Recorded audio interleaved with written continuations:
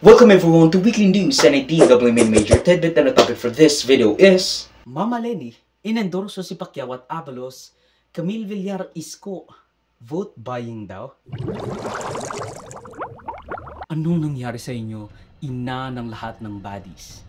Ina ng lahat ng progresibo at ng mga edukadong kabataan. Inendorso ni Attorney Mama Leni Robredo, senator aspirant sa dating DILG Secretary Benher Abalos at ang kanyang dati katunggali sa pagkapresidente. Tatabangan pa siya dahil haloy na siyang nagtatabang sa tuigdi sa naga, lalo na po kang Bagyong Cristil.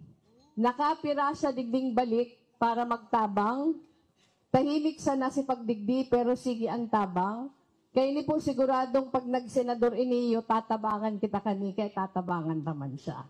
the former lighterweight world champion, former super bantamweight world champion, former featherweight world champion, former super featherweight world champion, former lightweight world champion, former light welterweight champion, WBO welterweight champion of the world, And many more dating senator. Manny Pacquiao. I can't do the whole thing. Kasi masyadong gabi ngayon at tulog na yung mga kasama ko sa bahay. Di ka ba ngayon naka-bulletproof na auto? Sabi ko na Sabi ni Senator Pacquiao, papasubliun ka daw. Dapat kaya siguradong safe ka, Permi. Papasubliun ka. Iyan po, nahilig na nindukan. Magkalaban na kami ngayon. Magkalaban na kami. Sige pa ang tabang sa ko. Sabi ko, Sen, nagkalaban tayo for president, pero tulong ka pa din ang tulong sa akin. Araw po siya kaya. Kamatay na tao. No, I am no judge of their intentions or goals. I actually firmly believe that most people that is running for the senatorial elections really do believe in all their hearts na karapat dapat sila sa posisyon just because of their heart. It's just that their capabilities won't either amount to or won't amount to as much as they'd like to or actually do. This shouldn't even be that big of a surprise. Maraming politiko nang bumisita sa kanya, si VP Sara Duterte, matapos ang pag-alis ni VP Duterte sa tandem na Uniteam. Pagpanya Francia dito sa amin, wala namang kulay ng politika tinitingnan. Walang partido, politically neutral dito lahat. Lahat na pumupunta para kay ina ay welcome dito sa amin. Bumibisita rin si Bongbong Marcos kay Leni sa Sorsogon event hosted by Senate President Escudero kasama si Camille Villar at Bam Aquino.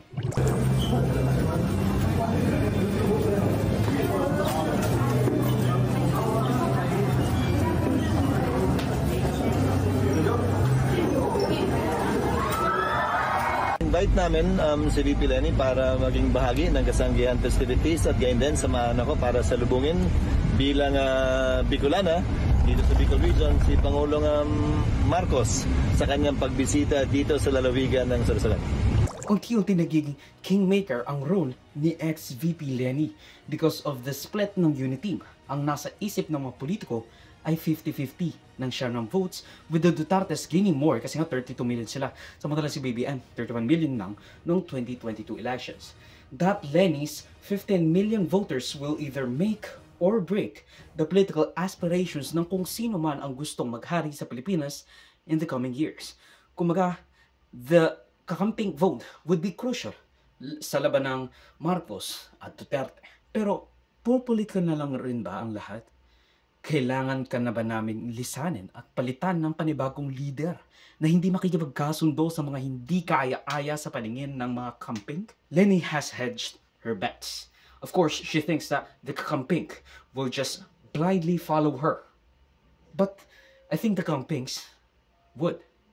But only if they agree with who she pick, like Kadaning, Kiko Bam, and Heidi Mendoza. Otherwise, they just wouldn't.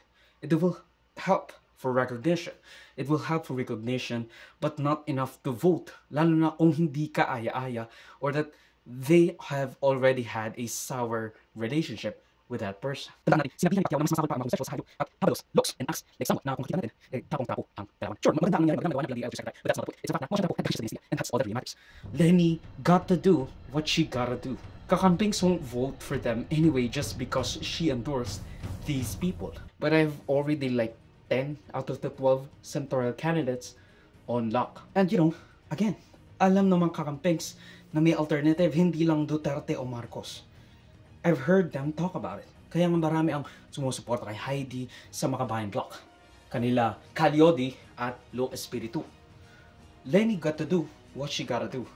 At least with her endorsement, Leni gets to have the graciousness of these senatorials for endorsing them without actually needing to deliver the votes. Kung manalo sila, good for Leni. All the endorsement is actually a good bet. Dahil kung wala si Kiko Bam, Heidi, Danilo, these people have the money and the machinery to clinch the last few spots despite being low in the rankings. Now, I'm just kidding. I don't really care at all. Although, this does leave a bad taste in my mouth. Tapos ngayon, si Isko Moreno, basta maraming local government aspirants at re-electivionists have been kind of called by the Comelec with a show cause order regarding their vote buying and other stuff.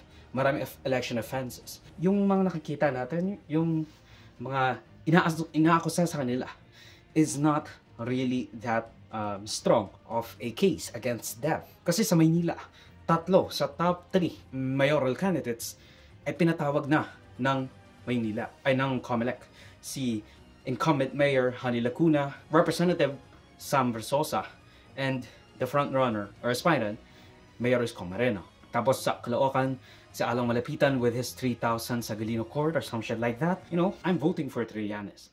And I do hope that it's not just that. Kasi yung ganun, madali lang maalis. Kasi again, naglabas na nga si Along Malapitan ng response laban sa Comelec. And you know, as I said sa mga comment section niya, it's not the fact that it is legal or not. It is the fact that yes, it is legal. But is it ethical? Kasi masyadong malapit sa eleksyon, tas namimigay ka ng pera. That sets a bad example. You might have been following the law, but you're not following the spirit of the law. What is intended for that law, diba? Tapos ito pa, ito ang pinaka malaki na dapat nating i-enforce, hindi yung vote buying thing. Kasi again, a lot of people already know about that. Ang sinasabi natin, dapat gawin natin 10 pesos or 100 pesos per candidate or per person ang pwedeng gastusin ng isang kandidato sa kanilang saklaw na representante. Kumbaga kung mayor ka, buong city mo, the voters for that would just be plus times 100 pesos, and that's the only available amount that you could spend. Kasi nakikita si Along Malapitan, alam mo, 3 distrito, ilang beses silang nagpapa-concert. Tapos ang mga host, bigatin, mga malakihan ang bayad. Malaki ang bayad sa talent fee. So, hindi dapat natin masyadong pinupush yung the fact na nag-vote buying sila, ganyan-ganyan. Kasi kapag natalo yung sinasabi natin vote buying, ano na lang mangyayari? Di ba?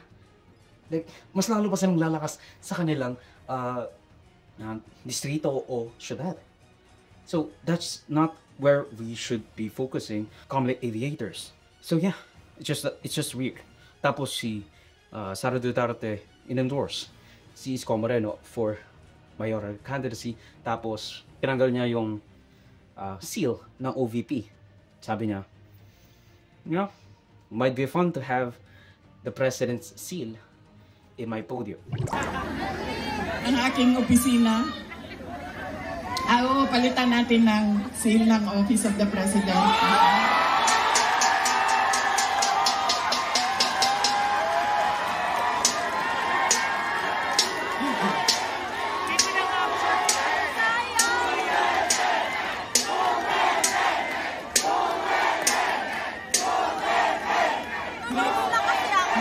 Tinanggal ko lang kasi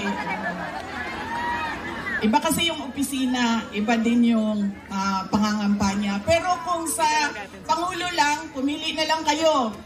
Si Isko Moreno, si Sara Duterte, wala kaming problema. Yan na po ng apelido mo. Ay, sorry, Romualdez pala ang middle name mo.